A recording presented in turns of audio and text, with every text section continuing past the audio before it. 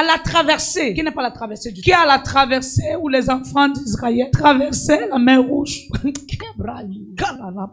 La plus puissante traversée s'est manifestée dans la Bible au moins 4 fois. La première était l'homme qui est venu d'un endroit, qui n'a pas pu garder l'endroit et qui a été transféré ailleurs. La deuxième traversée est venue au temps de Noé. Et nous voyons la plus grande traversée qui était l'une des plus grandes, qui était la traversée du peuple israélite en Égypte. Ce peuple ne traversait pas pour un endroit qu'ils ignoraient. Parce que le Dieu que nous servons, c'est le Dieu qui te fait savoir où tu vas avant de te faire traverser. Ce peuple allait à un lieu où ils avaient déjà entendu parler, mais que leurs yeux n'avaient pas encore vu. Oh, le Dieu que nous servons ne nous donne pas de marcher avec la vue, mais avec les yeux de l'esprit. Les yeux de la foi vont voir un homme né d'esprit, à voir les choses que ses yeux de la chair ne peuvent voir. Il y a beaucoup de personnes, il y a beaucoup d'anges dans le ciel, mais c'est pas tous les anges qui sont auprès de Dieu. J'ai dit dimanche, on trouve dans les trônes 24 trônes, on trouve 24 vieillards,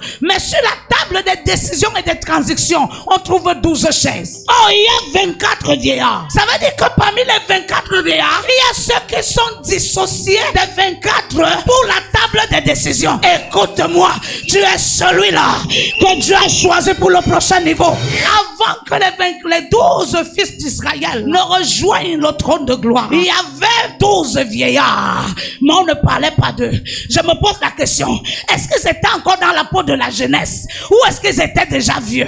Écoute-moi, Moïse certainement devait faire traverser le peuple israélite en Égypte, à la mer Rouge, pour le pays où coule le lait et le miel. Moïse entendait parler du lait et le miel, mais Moïse n'avait pas encore goûté le lait et le miel. Moïse entendait parler du lait et du miel, mais il n'avait pas encore expérimenté le lait et le miel. Parce que le lait et le miel ne commence pas le jour que tu l'as sucé, mais le lait et le miel commence le jour où tu as compris pourquoi tu souffres. Il n'y a pas de bon sans moins bon. Le lait arrivait parce que la nivakine arrivait. On savait qu'il y aura des gens qui vont boire la nivakine et vont chercher le sucré. C'est pourquoi celui qui a amené le lait savait que le lait viendra pour enlever l'amertume. Tu ne peux pas entrer là où tu n'as pas connu. Ce qui te fait de connaître la grandeur, c'est que tu as connu la bassesse. Moïse, ça a duré en Égypte. C'était la durée pour sa maturité. Tu ne peux pas conduire si tu n'es pas mature. Pour que tu conduises, il faut que tu sois mature. Et la seule chose qui te rend mature, c'est la souffrance. Il n'y a que la souffrance pour t'enseigner la maturité. Écoute-moi, quand un enfant tombe, il se relève, celui ne pleure pas. Tu sais pourquoi? Parce que c'est qu'il est en train d'apprendre à marcher. Tu n'as pas encore bien compris.